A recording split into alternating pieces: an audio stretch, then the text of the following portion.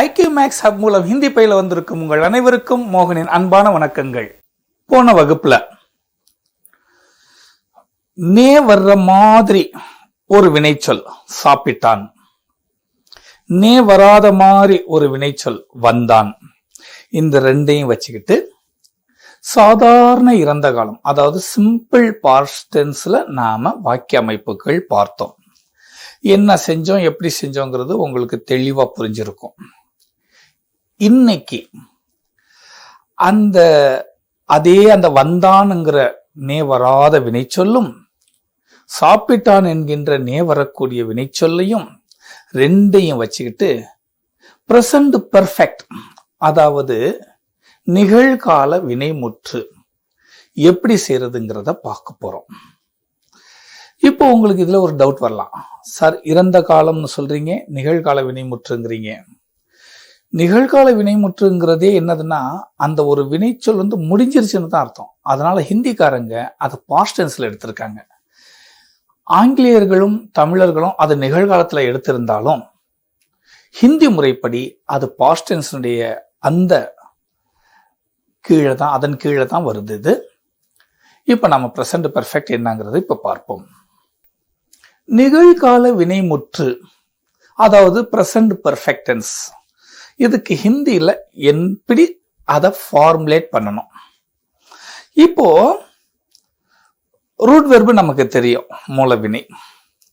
அந்த மூலவினையை இறந்த காலமாக்கவும் உங்களுக்கு தெரியும். அதுதான் நம்ம சிம்பிள் பாஸ்ட் டென்ஸ்ல பார்த்துட்டோம். இப்ப அந்த சிம்பிள் பாஸ்ட் டென்ஸ் இருக்கு பாத்தீங்களா, அதோட ஹை, ஹைங், ஹூ, ஹோ இந்த 4 மட்டும் சேர்த்துட்டா அது பிரசன்ட் பெர்ஃபெக்ட் ஆயிடும். அப்ப ஃபார்முலா என்னதுன்னா, பிரசன்ட் பெர்ஃபெக்ட் டென்ஸ் நிகழ்கால வினைமுற்று இஸ் ஈக்குவல் டு சாதாரண இறந்த காலம், அதாவது சிம்பிள் பாஸ்ட் டென்ஸ் பிளஸ் ஹை, ஹைங், ஹூ, ஹோ. இதுதான். சரி, இந்த நிகழ்கால வினைமுற்றுன்னு சொல்றீங்களா, அது எப்படி சார் இங்கிலீஷ்ல வருது? பிரசன்ட் பெர்ஃபெக்ட் நமக்கு தெரியும் இல்லைங்களா, என்ன செய்யறோம், ஹவ் வரும், ஹேஸ் வரும். இந்த ரெண்டும் தான் பிரசன்ட் பெர்ஃபெக்ட் டென்ஸ். நம்ம பார்த்திருக்கோம் இல்லைங்களா. I have come, you have come, he has come use பண்றோம் இல்லைங்களா. அந்த have has தான் நிகழ்கால வினைமுற்று.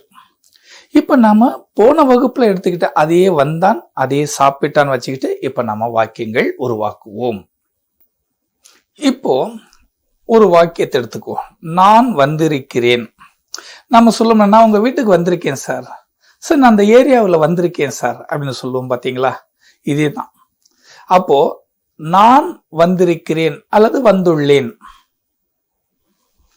I have come. ஹிந்தியில என்ன ஆகும், மை ஆயா ஹூ, மை ஆயா ஹூ. இப்ப இதே ஒரு பெண் சொல்றாங்கன்னு வச்சுங்க. இப்ப நாம சொன்ன ஆண் சொல்ற மாதிரி.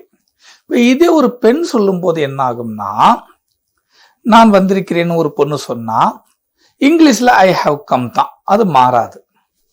ஆனா ஹிந்தியில மை ஆயி ஹூம், மை ஆயி ஹூம், இங்க மை ஆயா ஹூம், இங்க மை ஆயி ஹூம். இது எங்க நே வராததுனால. இப்போ இதே நே வர்ற மாதிரி ஒரு வார்த்தைகள், ஒரு வாக்கிய அமைப்பு பார்ப்போம். இப்போ நான் சாப்பிட்டு இருக்கிறேன் சார், நீங்க இந்த ஹோட்டல்ல சாப்பிட்டிருக்கீங்களா சார்னு கேட்பாங்க. ஒரு குறிப்பிட்ட ஹோட்டல் பேரை சொல்லி இந்த ஹோட்டல்ல சாப்பிட்டேன், அந்த ஹோட்டல்ல நான் சாப்பிட்டிருக்கேனே, டேஸ்ட் நல்லா இருக்குமேன்னு சொல்லுவோம் பாத்தீங்களா. அந்த மாதிரி நான் சாப்பிட்டு இருக்கிறேன்.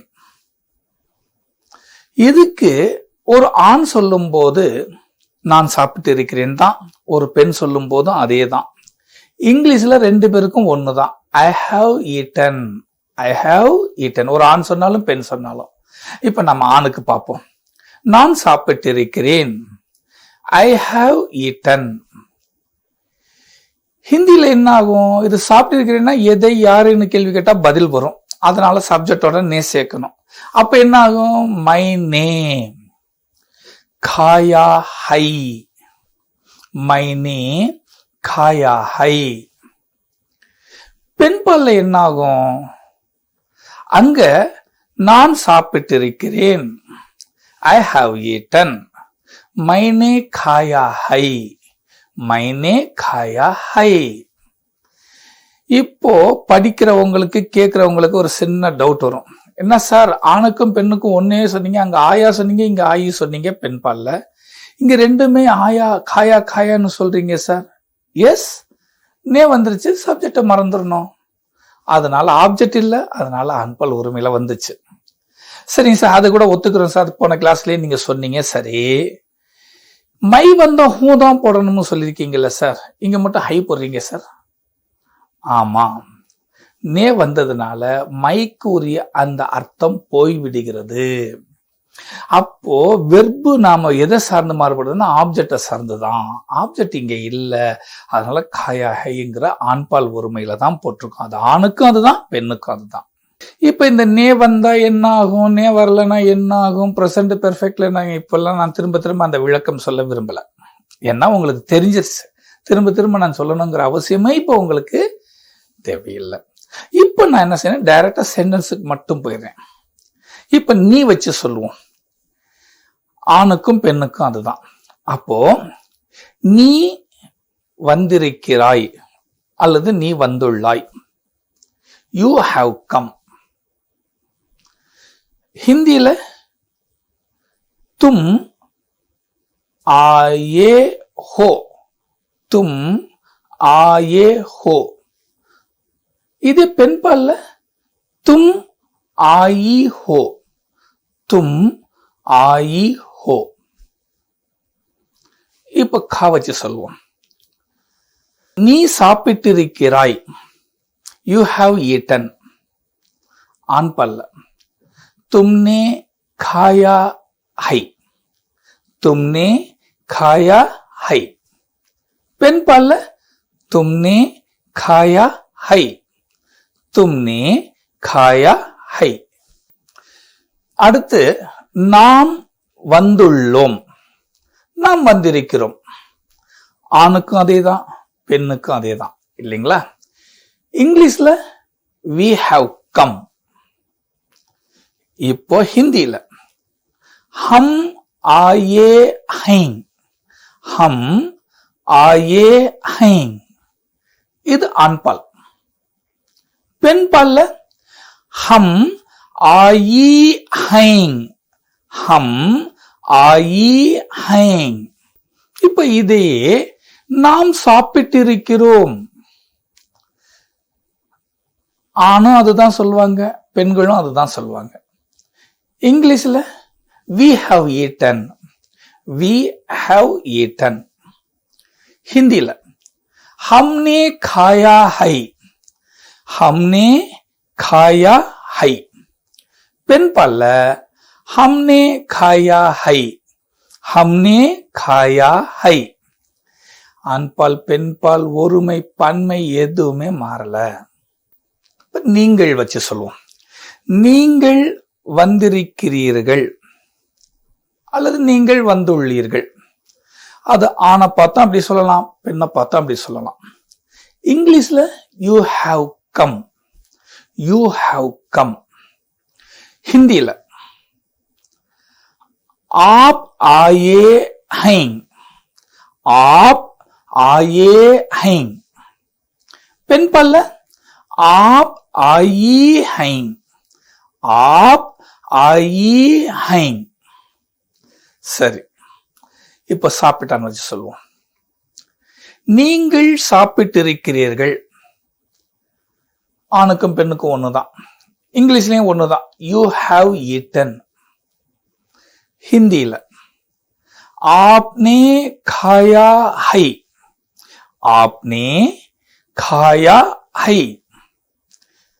பெண்பாலுக்கு आपने खाया है, आपने खाया है. அடுத்து இந்த புளூரல்ல பார்த்தோம்னா ஹம் பார்த்துட்டோம், ஆப் பார்த்துட்டோம். இப்ப இவர் இவர்கள் அவர் அவர்கள், இல்லைங்களா? இவர் இவர் இவர் அவருங்கிறது இருக்கட்டும், நம்ம இவர்கள் அவர்கள் எடுத்துக்குவோம். இவர்கள் அவர்கள் வந்திருக்கிறார்கள் அல்லது வந்துள்ளனர். அது ஆண்களை பார்த்தாலும் பெண்களை பார்த்தாலும் இப்படிதான் சொல்லுவோம். இங்கிலீஷ்ல என்ன ஆகும்? They have come, they have come. ஹிந்தில என்ன ஆகும்? இவர்களுங்கிறதுக்கு ஏ, அவர்களுங்கிறதுக்கு வே. அப்போ ஏ அல்லது வே ஆயே ஹைங், ஏ அல்லது வே ஆயே ஹைங். இது ஆண்பாலுக்கு. பெண்பாலுக்கு என்ன ஆகும்? ஏ அல்லது வே ஆயி ஹைங், ஏ அல்லது வே ஆயி ஹைங். சரி, இது வந்ததை வச்சு நே வராம சொல்லிட்டு இப்ப நே வர்றதை வச்சு சொல்லிடுவோம். இப்போ இவர்கள் அல்லது அவர்கள் சாப்பிட்டிருக்கிறார்கள். இது ஆண்பாலுக்கும் பெண்பாலுக்கும் இதே தான். இங்கிலீஷ்லயும் ஒண்ணுதான். they have eaten, they have eaten முடிஞ்சிருச்சு. இப்போ இத ஹிந்தியில பார்ப்போம். என்ன ஆகும்? ஏ அல்லது வே போடணும். இப்போ சாப்பிட்டானுங்கிறப்போ இது நே சேர்க்கணும். அப்ப ஏவோட வேவோட நே சேர்த்தா என்ன ஆகும்? இன்ஹோனே உன்ஹோனே. Very good. அப்போ இன்ஹோனே அல்லது உன்ஹோனே காயா ஹை, இன்ஹோனே அல்லது உன்ஹோனே காயா ஹை. பெண்பால்ல இதே மாதிரிதான், மாறாது. இன்ஹோனே அல்லது உன்ஹோனே காயா ஹை, இன்ஹோனே அல்லது உன்ஹோனே காயா ஹை. இப்போ சிங்குலர்ல இவன் அல்லது அவன் வந்திருக்கிறான் அல்லது வந்துள்ளான். இது ஆண்பாலுக்கு மட்டும் பார்ப்போம். he has come, இவன் அல்லது அவன் வந்திருக்கிறான். he has come. ஹிந்தியில ய அல்லது ஓ ஆயா ஹை, ய அல்லது ஓ ஆயா ஹை. ஆண்பாலுக்கு இது முடிஞ்சிச்சு. பெண்பாலுக்கு தமிழ்ல என்ன செய்வோம்? இவள் அல்லது அவள் வந்திருக்கிறாள் அல்லது வந்துள்ளாள். இப்போ பாருங்க, இவள் அல்லது அவள் வந்திருக்கிறாள். she has come, she has come. ஹிந்தியில ய அல்லது ஓ ஆயி ஹை, ய அல்லது ஓ ஆயி ஹை. இது நே வராதது, நே வந்தது பார்ப்போம். இவன் அல்லது அவன் சாப்பிட்டிருக்கிறான். he has eaten.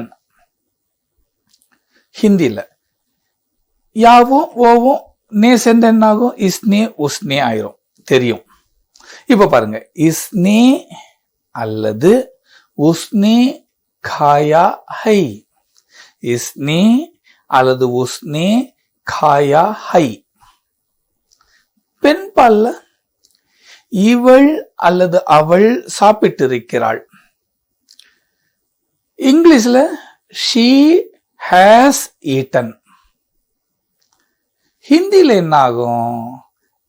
இங்க இருக்கிற மாதிரி அங்கே வரும். இஸ்னே அல்லது உஸ்னே காயா ஹை, இஸ்னே அல்லது உஸ்னே காயா ஹை.